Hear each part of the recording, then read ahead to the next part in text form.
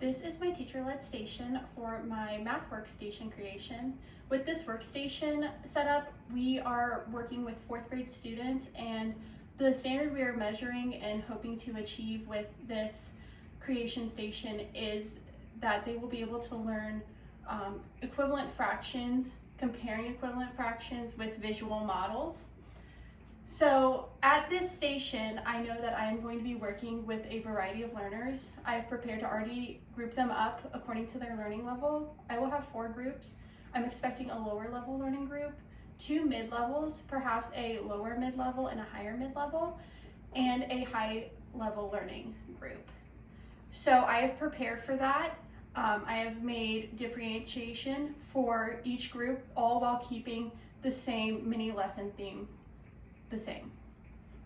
So when students first arrive to my center, they will be carrying their math journal, their iPad, and since we are studying fractions, the students will already have had their toolkit. In this toolkit contains visual models, both bar and pi, so students have tools to work with when they're solving their problems. This will be carried from station to station. And depending on the level, they will need some of these. If not, like our lower level group, they can just put it under their chair while they're at the teacher station with me. For each group, I have kept the same worksheet. However, I have differentiated it according to their needs. This worksheet focuses both on using visual models and then moving on from visual models to use the bottom-up method. For my lower level learners, we are going to focus on just mastering equivalent fractions with models, but I know for my higher level learners, they're going to need more of a challenge. So we will make sure that they are mastering the visual models, and in the workstation, we will move on to the bottoms up method. So for my lowest level learning, what I have prepared is we are all together going to work with bigger visual models. The smaller ones can kind of be hard for them to work alone with, so we just want to establish that they know how to work with the visual models, both bar and pi. With them, I have this pan, and we'll use that as our bar. We have different size fractions to work with. We have 1 whole, we have 1/2, and we have 2 of those, and then it goes all the way up to 1/12. The same thing with the pi model. We have a whole, we also have 4ths. We have all different fractions, so that way as the teacher I can provide them problems that we can work together with. And then as I see that the students are starting to master and understand the concept of using visual models, I will then move on to allowing them to use their own models to help them solve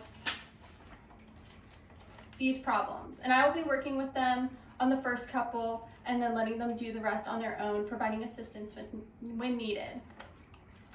So then when it comes to my mid-level learners, we want to make sure that they are mastering their visual models, so that we will work on. We will work more so with their own visual model set than the bigger piece, but we can bring it in if needed if I realize that it's more mid-lower level. And then also on the back, there are some challenge questions that I've chosen for them to try. We just want to see, since they are starting to master the visual models, if we can challenge them to move on to the bottoms up method. We also, when trying out those problems, we have whiteboard supplies for them so that they can draw, they can write down their numbers, and that way also as the teacher, I can visually see what their thought process is while they're solving their models. And then for the higher level group, we will together use their tool set and make sure, again, they are mastering the visual model set. Once I can conclude that all students are mastering that, we will move on to working on the bottoms up method of finding equivalent fractions, which involves multiplying. And again, on the back, they also have a couple of challenge questions chosen specifically for them, just to try and challenge them and see, as the teacher, I can see where their thought process is, how much they are comprehending, if they're ready to move on to the next step in fractions. So that is my teacher workstation. Go ahead.